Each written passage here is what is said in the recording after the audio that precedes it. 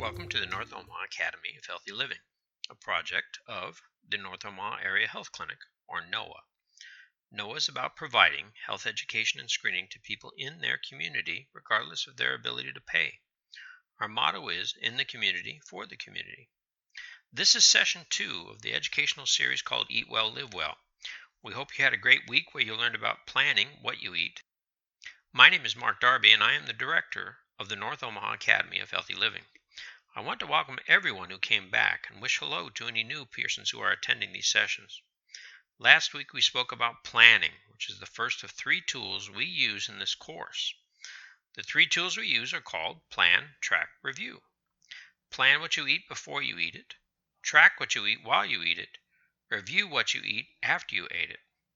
Of course, I also recommend that whatever you use any of these tools, you do so after a period of prayer and meditation. Prayer and meditation calms the mind and makes planning more effective. It helps to retrain our reaction to food, which is the primary goal of Eat Well, Live Well. This week, we're talking about tracking what you eat. Now you may say, that sounds like a lot of work. Keep track of what you eat? You really want me to do that? I don't think of it as work. I like to think of it as a growing awareness. So while it takes some effort, it does not have to be drudgery. In fact, it can be a lot of fun if you give it a chance. Now, if you're a little skeptical, just try to keep an open mind. Let's start by talking about why we track. To answer that question, we must start by remembering the world we are up against when it comes to food. We have larger portions and more calorie-packed foods than we did 20 years ago. We also have more emotional and habitual eating. Now think about this. Did any of these changes in our food and eating patterns happen consciously? Did you, for example, carefully study your eating patterns and decide that you would eat larger amounts of calorie-packed foods, or did it happen outside of your awareness? I certainly don't remember waking up one day and deciding that I was going to eat this much. Did you? No, of course not. None of us did. These changes evolved over time. Portions got bigger and calories increased. And we changed as well. We started to eat out more, and we ate in front of the TV, and we ate at our desk at work. We would eat whatever was convenient. We did all this slowly without thinking.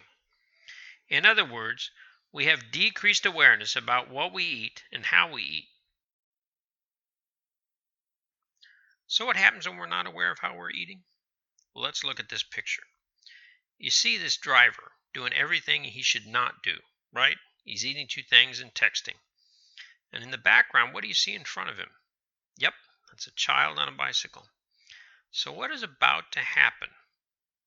I hate to think about what's really going to happen, but in this world, when you drive distracted, you hit something.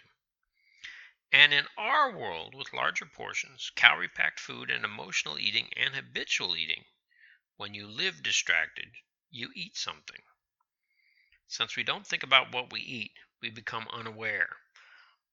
Unawareness makes us more susceptible to eat when we are not hungry. Let's try something and see how this works, okay? Right now, ask yourself, are you hungry? Now, rather than answer that question yes or no, rate your hunger on a scale from 1 to 10. Don't tell me the answer, just keep it to yourself. 1 is not hungry and 10 is famished.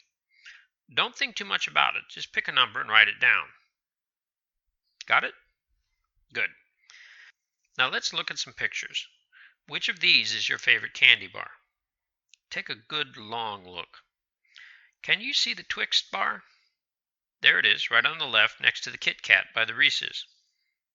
What is your favorite? Mine is right in the middle, the Snickers bar. I mean, just looking at it makes my mouth water. What about you, our listeners? Are any of these candy bars your favorite? Perhaps your favorite is missing. Now, how about these? Perhaps candy is not your downfall, but maybe a bakery is what really makes you want to eat. The velvet cake can be really tasty. Not to mention that rhubarb pie in the background. I can just remember the first time I ate some when I was a child with some really cold ice cream. I can almost see it myself and taste the texture in my mouth. How about you, listeners? What is your favorite dessert? What do you really like to eat?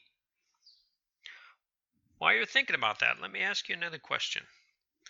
Are you more hungry now than when we asked you to rate your hunger a few minutes ago? Is your mouth watering? Do you have more thoughts about food? If so, then you can begin to see what can happen if we do not track when we eat. As we go through the day, we get subtle messages to eat. Any picture of food encourages us to eat. The candy jar at work encourages us to eat. Seeing someone else eating encourages us to eat. All that can occur when we are not hungry. Without tracking, we can forget what we just ate, how full we are, that we just decided we are done eating. With tracking, we increase our awareness of things which promote eating, such as watching TV, being out with friends, larger plates, or convenient food. Now, to illustrate this point, we encourage you to watch a clip on YouTube. It's from CNN and it's called America's Killer Diet. The URL for this video is listed below. If you have access to YouTube, pause this recording now and watch the video. If you don't have access to YouTube, don't worry, we'll hit the high points now. In the video, Brian Wansink from Cornell University's Food and Brand Lab set up an experiment at a restaurant. In the restaurant, 2 tables of friends are offered unlimited chicken wings. The only difference between the 2 groups is that one group will have all the bones removed when they get a new helping of chicken wings. The other group did not have the bones removed. Each time that group decided whether or not they wanted to eat more chicken wings, they could see how much they had just eaten. As you can imagine, the group that had the bones removed each time and were therefore unaware of how much they had ordered ate 14% more food than the other group. In similar experiments, Wansink found that when you lose track of what you eat, people eat twice as much. It's a fun video to watch. The part I really loved was at the very end. When both groups were leaving the restaurant, they were offered free cookies. Despite the fact that everyone just told the CNN crew they were full and could not eat another bite, almost 75% of the people took a cookie. Most took more than one. They were eating with their eyes, not with their stomach. The seafood diet. If you see it, you eat it. What I also found interesting was how good the cookies looked to me. I found myself saying, "Can I get some of those?" Now, tracking helps to fight that.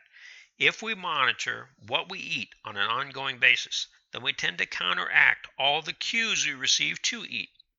That is why the second tool in Plan, Track, Review is tracking.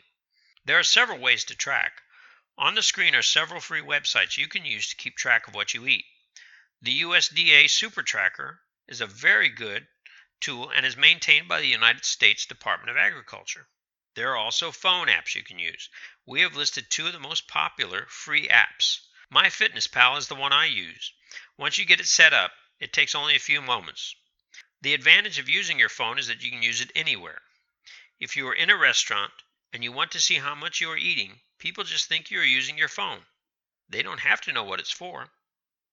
We also have a middle column in our workbook. That can be used for tracking as well. It can be very easy. You just have to write down the name of the foods you are eating.